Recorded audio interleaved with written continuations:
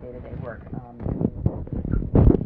Fantastic. The other thing that I'm really particularly excited about this year for this conference, a couple of things. Eric talked about the implicit bias and unconscious bias. We've got folks from the Perception Institute coming to talk about that. But I'm really thrilled about the self-care aspect and theme that's going to be running through this conference this year. We know that this movement takes a long time. Centuries worth of oppression have gotten us to where we're at today, and it's going to take us a long time to get to where we need to be. And in order to have that long view, we've got to take care of ourselves, which is hard to do. So I'm glad that the self-care theme is part of this conference this year. Mm-hmm. Yeah. Oh yeah. Well, and in addition to that, what really excites me is just the brevity of attendees that we're going to have. I mean, we've got professionals from all over the place, from the criminal justice system, human services, educators, and folks just straight from the community. So part of having a healthy conversation about race and actually getting somewhere is being able to pull on those different perspectives and understand where we're having gaps in our ability to reach this goal of racism-free society. Right. So will you guys be inviting Donald Trump? Because I heard him say the other. Well, I like black people, and black people like me. And got black friends. Yeah, so we had to get off subject just a little bit. Throw that in. But again, with this summit, let's talk a little bit about just the programming at the WCA. Can you speak to that, and what does that do for the women that seek your service out? Yeah, so the YWCA is focused on eliminating racism and empowering women. However, we don't seclude our services to only women.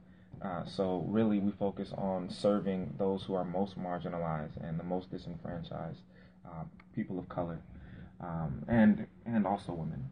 So we have three main areas of focus. That is eliminating racism, housing, and then job readiness. So we've got programs that, like the YWeb Career Academy, that focuses on developing people in web development and to teach them how to be efficient and proficient IT personnel.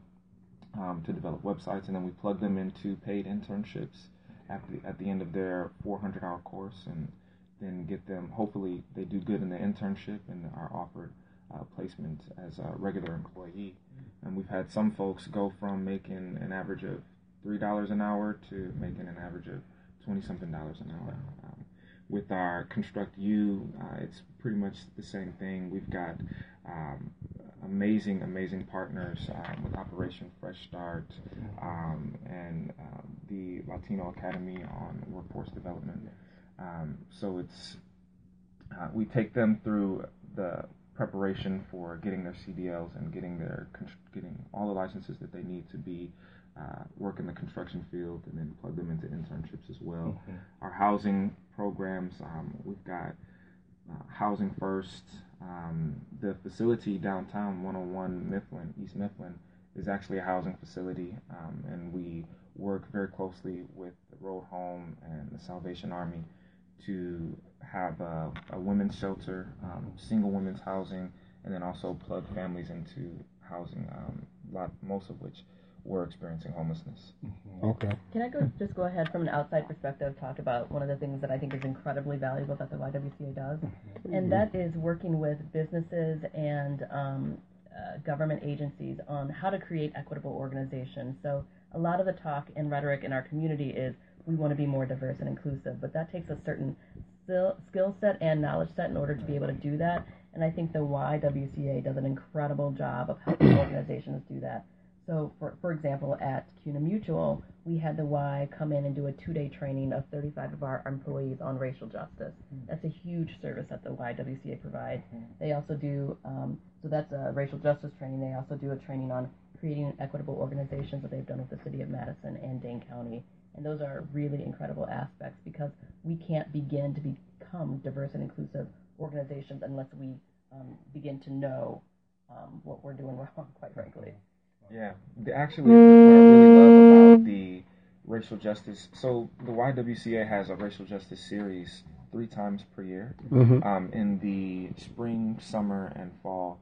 And each series is broken up into 3 specific portions. And the first is an intro to racism. Some folks who are coming to the Racial Justice Summit will also have an opportunity to have an intro to the discussion and the topic. Then there's also deconstructing racism, which is kind of like a level up. Mm-hmm. You can consider it like a 200 level. And Mm-hmm. then from there's exploring privileges. So that's what we do year round, every year, and then we do versions of that for companies and organizations that are looking to be practicing members in this need to move away from what we see here in the city. Right. Yeah. Again, hats off to your organization for taking this on. This is a broad issue, one that requires all hands on board. And so again, hats off to that.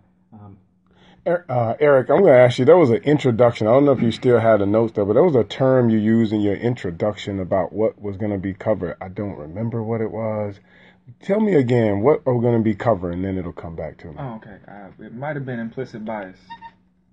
No, it was another one. Well, some self-care, dog whistle politics. Dog whistle politics. Yeah. I wasn't familiar with that one. Oh, yeah. Ian Haney Lopez, he's going to be the closing keynote on the first day.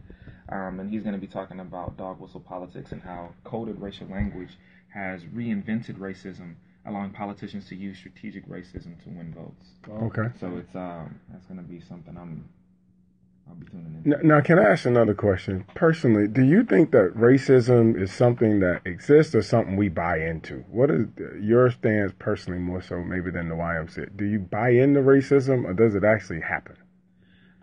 Well, I would say that it's. I can only say that it's both. Yeah. If I'm speaking truly candidly and being 100 with you, it's both. It's real because we buy into it, and we buy into it because it's real to us. So and then we, in so many moments, we perpetuate racism when we decide to go with another contractor because we just feel more comfortable with them for some reason, or we decide to trust. The officer decides to trust this particular person.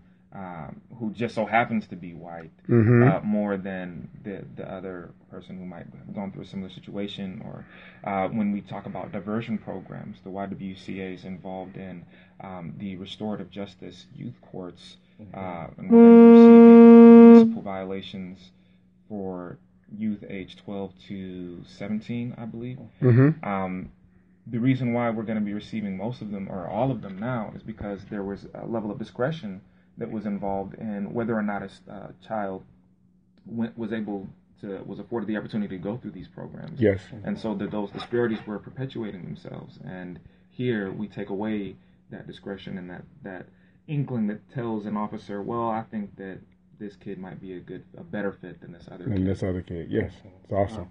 Yeah. And I'm obviously given the fact that a lot of what we do in the community, we try to bring attention to that. I know that Dane County has received some not flattering publicity around the country. I had friends, college buddies, that called me from Ohio, California, and the number one thing is, man, what are you guys doing down there in Wisconsin? Right. This is ridiculous. And you can't advocate. You want to defend that, but you can't defend it when the data is out there. Yeah. And the data clearly indicates we got a concern, we got an issue in this community. Yeah. So you mentioned the restorative justice court. Is that the same or related to the youth court? Yeah. Okay. Absolutely. So that's the name. Those are the two. So I think Stephanie and the Time Bank, they're heavily involved in that, right? So people can get involved. How can you get involved with that? Is there anything the community can do to help on that side? Yeah, I think the easiest part is just to reach out to the organizations that are playing major roles in this. So the Time Bank and the YWCA definitely has opportunities for volunteers to get involved. Anyone that wants to get involved can go to our website and register as a volunteer. And there's a whole bunch of different areas for folks to say, hey, I want to help here. Yep. Great. Awesome. And so the Racial Justice Summit, well, that in essence spotlighting not just what's going on with the YWCA, but with other programming, with other organizations and agencies. Will you guys put a little spotlight on what other people are doing, because I don't want people to think that just those few organizations are getting it done, because oftentimes many people don't know what the timeline bank is, believe it or not. You know, some of the other places. So will you be spotlighting what some of the other organizations are doing? Yeah, so in addition to national speakers that are coming to the YWCA Summit, there are a whole host of folks that are doing a lot of incredible things here in Dane County, and they will be featured throughout the summit. I think it's really important to know that you hit on, Aaron. There are a lot of us doing this work, and it takes a lot of us doing this work with all different types of skills and backgrounds to undo racism, essentially. And so that's the beauty of the conference. It highlights a variety of different folks doing the work in the community, and it's not just for one type of person. It's not just for policymakers. It's not just for grassroots organizers, community organizers. Also, Chowdhury.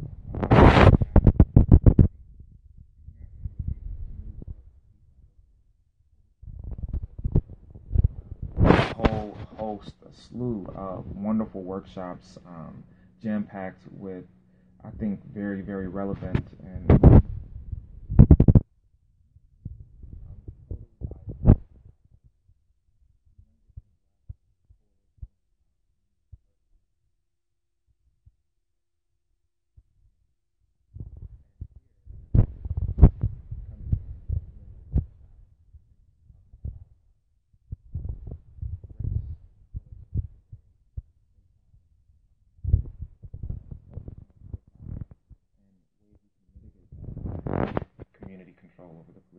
I'm really excited about that one. Excellent. Excellent. And ladies and gentlemen, if you're just tuning in, we have in the studio with us Angela and Amanda Wu, you. And we're talking about the YWCA Racial Justice Summit. So is the event just for women? Is it for men? Is it for youth? It's for anyone that wants to be a contributor to moving in the right direction. And it's also for folks who just want to come and learn a little bit more about this thing called race. It's amazing how many people get into this habit that you mentioned earlier about defending their city and defending us against the idea of racism, but still, they do that defense, but then have no frame of reference or no understanding or no experience of racism or have engaged in a meaningful discussion around that. So this is for those folks too. Excellent. Yeah, can I tell you how many times over the past 5, probably 10, 20, who knows how long, that I've had to tell people that this is our city too. Right? Yeah. This is our country too. And for whatever reason, some people seem to forget about that. Taking back our country. Our country. Boy, they took on Obama and they lost.